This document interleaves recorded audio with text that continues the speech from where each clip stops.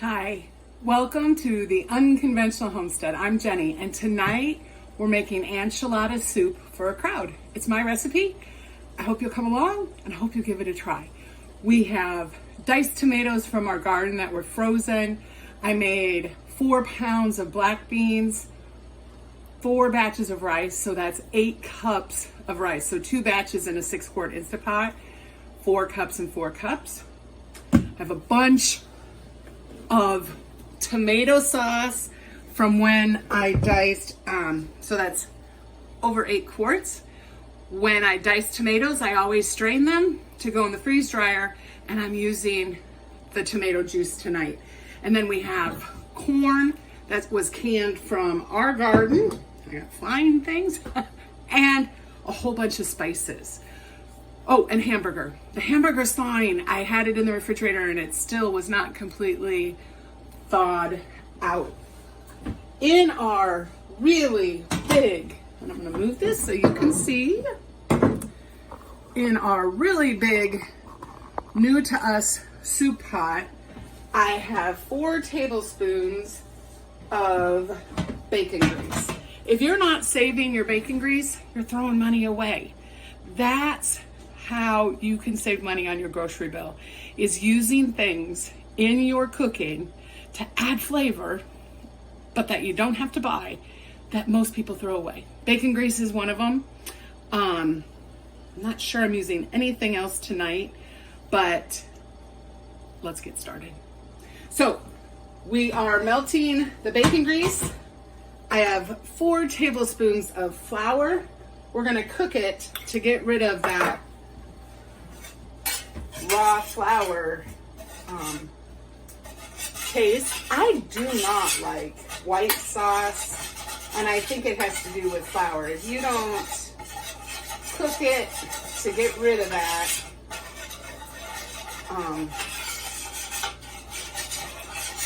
so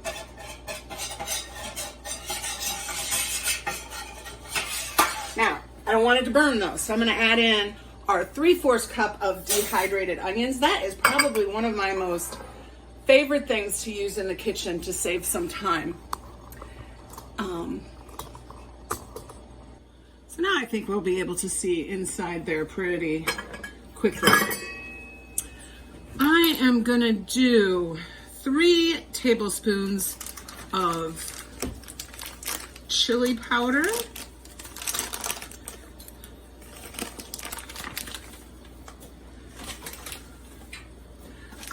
Okay, 3 heaping tablespoons of chili powder. When I do, when I make my own enchilada sauce, I use chili powder in it. So that's one of the reasons. Okay, I just want to show you. So I'm gonna pour this tomato sauce in. The reason is I don't want anything. And you see, oh no, it didn't separate. It did separate. Ooh, we got tomato.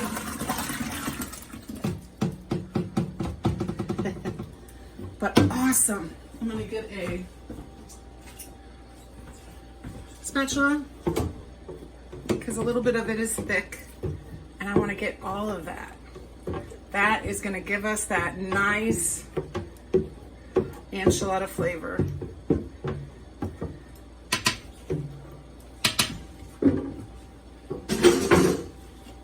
Okay.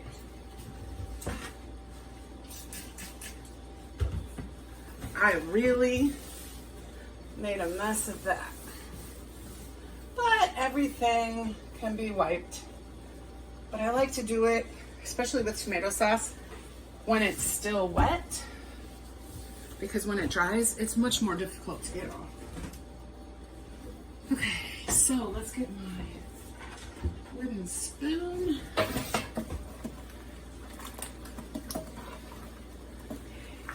The one thing you'll know is if you ever make soup for a crowd, it takes a long time for it to come up to heat. And you really want to heat your soup to almost boiling. So we want to get it started, get it high heat, we'll slowly add things. And you always want to scrape the bottom of the pan, because once it starts sticking, then you have a real problem, real mess. Okay. Now, I think I've said before, we deliver food. It's the week to deliver. And so this is for some elderly people. So I don't put a lot of salt in. But cumin, I'm going to do 1 tablespoon of cumin. 1 tablespoon of garlic powder. Sure.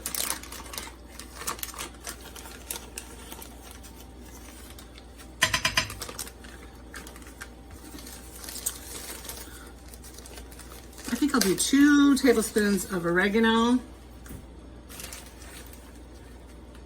Understand, this is going to make 30 quarts of soup. And I'm going to do 1 tablespoon of salt. But I don't add as much salt as I would if it was just for Anthony and I.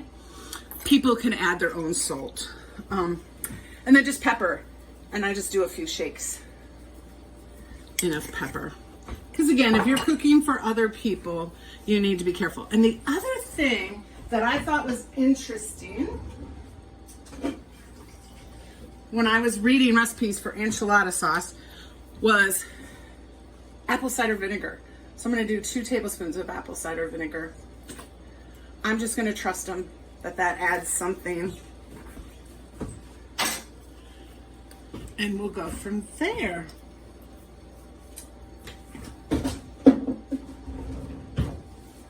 Let's give it a stir again.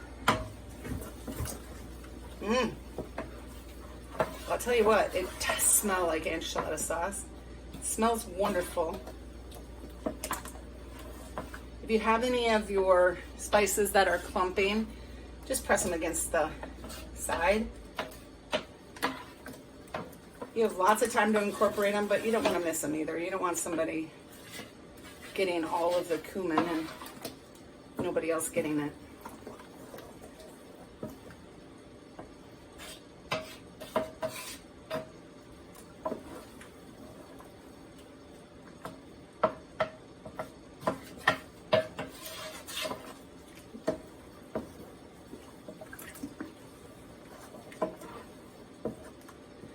I can tell this is very thick, so I am planning on adding some water. You could add broth. But I'll come back when I'm ready to add some more things. So I opened the canned corn. I used my jar opener. These I will not be saving to use for vacuum sealed jars because corn has a lot of sugar in it. It's very sticky.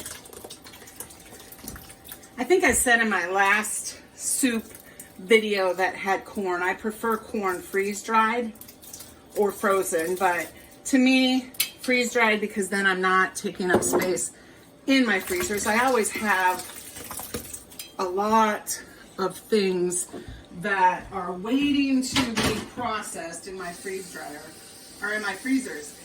And so not having something permanently in there is a good thing. Okay, I'm going to rinse out these corn jars because remember I said we're adding water, so I might as well just rinse them out and get all the last of the corn bits.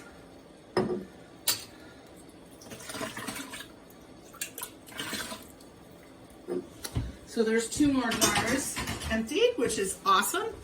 And then I'm going to assume this is about 2 quarts of diced tomatoes. And I'm trying not to make a mess, but I don't know. They're still frozen, so that's going to make the pot cool down even more. But that's okay. We're going to stir it. Remember, it's still on high heat.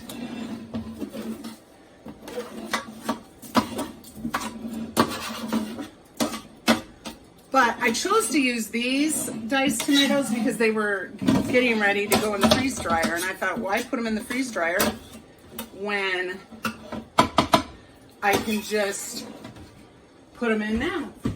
So that's what we did.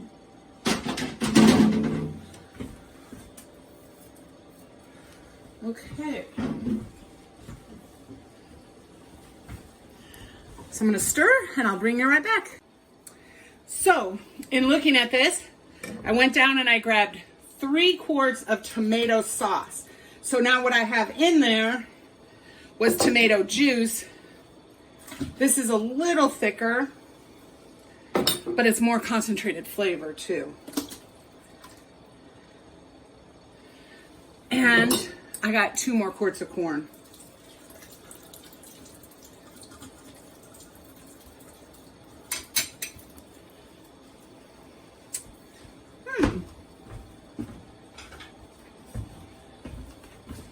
There we go. Have to get it started.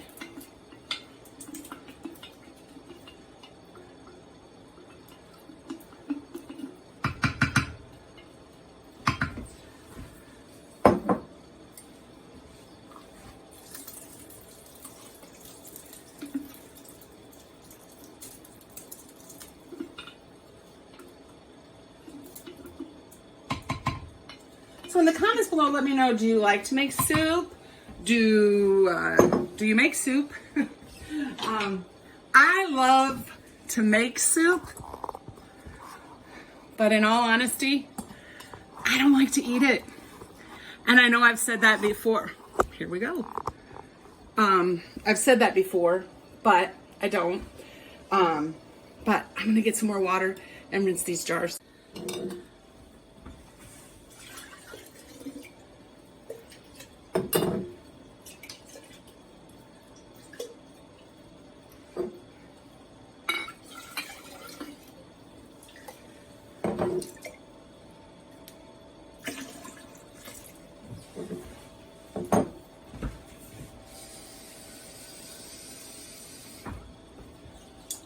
My dad used to make soup, and he did the same thing.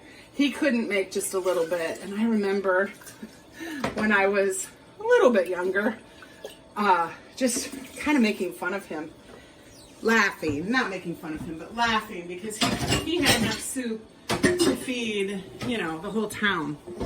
And I do the exact same thing, because I am a firm believer in you can't make a little bit of soup, or at least make it really, really good. I think there's something to be said when you can have 30 quarts, because then, you know, 4 tablespoons of bacon grease or a stick of butter is diluted very much. 2 quarts of chicken stock.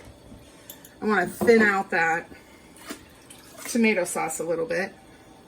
And when you come back, we're going to add the beans and the rice. 1/4 cup of sugar. That just cuts the acidity of the tomatoes. This is part of the rice and part of the bean, or all of the beans, the 2 pounds of beans.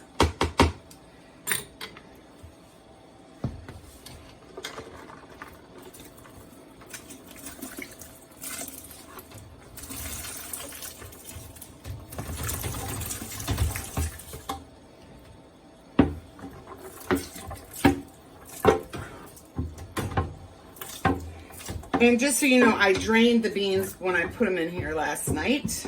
I didn't want all of that juice. Stir it in.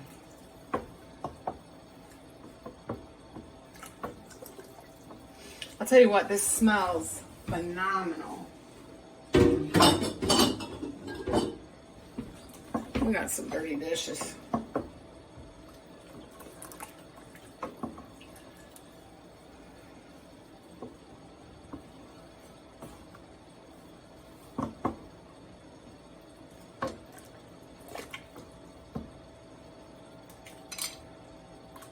Once the broth gets warm, I will taste it just to see if I need to add any more spices, but It is smelling like my enchilada sauce, which is exactly what I was hoping for. Okay, and then this is the rest of the rice. This was the second batch, and it was so hot last night, I didn't want to add it to the rest.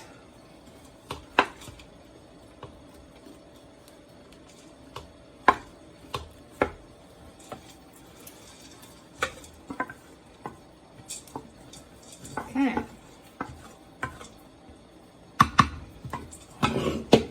So the next thing I'm going to do is brown up my hamburger, keeping this on high still.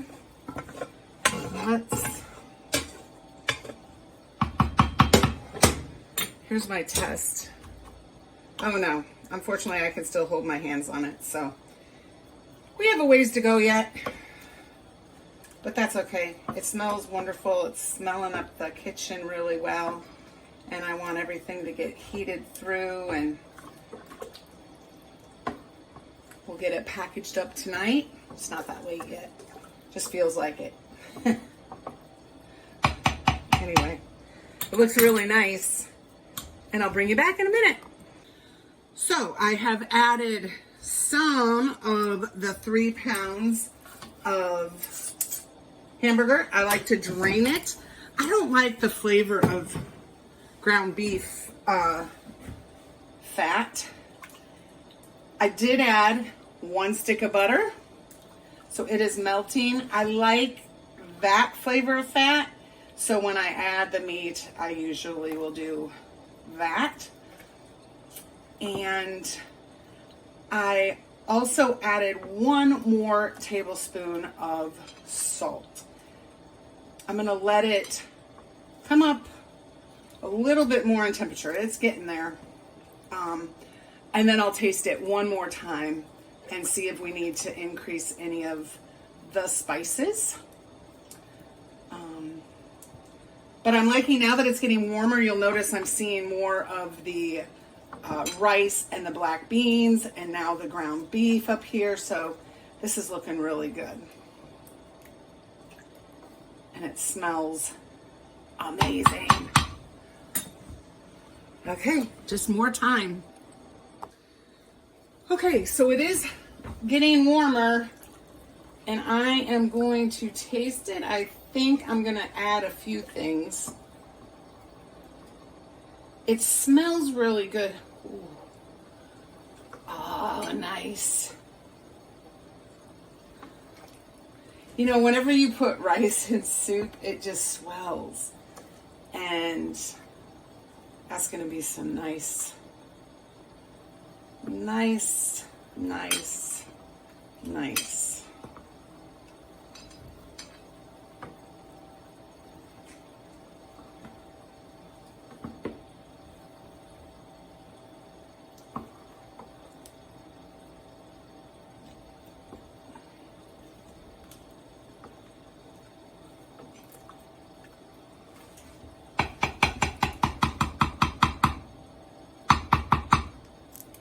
Okay, new spoon.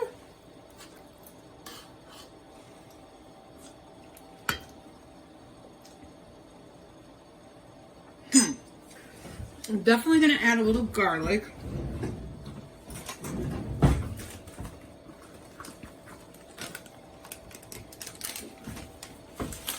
So 1 more tablespoon of garlic.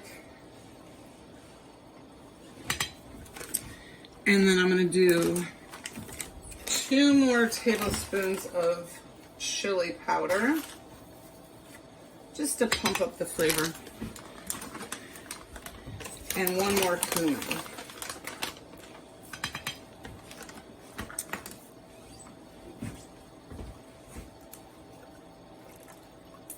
That is it.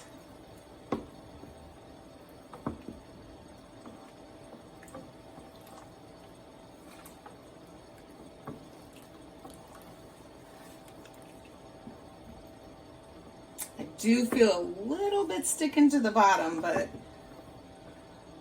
not everywhere, so that's good.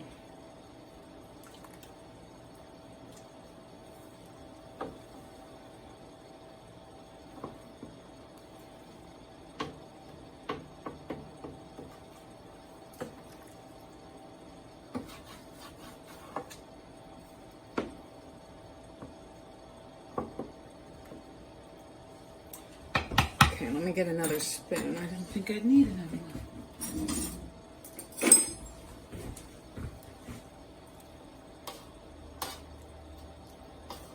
I'm just tasting the broth. Perfect. So I'm gonna get my containers together and we're gonna get this ready to be packaged up. Okay, so we're ready to get it into containers. 80 ounces is the size of container I usually do for a couple. That allows them to have it for 2, maybe even 3 times. On each lid, I have a label that says what it is, so that even if I tell them, they might forget. They'll have this to remind them, but also whatever extra I have, I freeze, and then it's labeled what it is. Because, you know, this looks very similar to other soups that I make. It's the spices that are different. So if you're going to freeze the soup, you definitely need to give it an inch of headspace for expansion. So I know some are going to go in the freezer, but I always do the ones that are going to be delivered first. I make sure I get those as full as possible. Half of the container of solids. So you stir it, go to the bottom, pull up a nice big ladle full of solids, and half of the container is completely solids and the other half is broth, or mostly broth.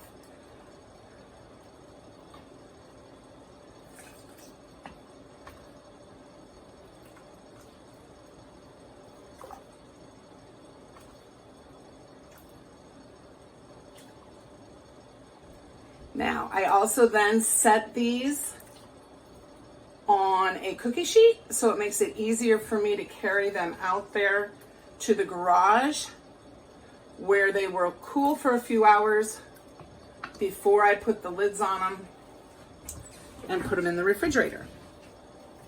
So, I try to wipe them as much as I can, but when I put the lids on them in the morning, I definitely can get them better. So let me show you one more. I'll show you, this is a quart container, so 32 ounces. It's for a single person. So get all the solids off the bottom. And then the broth.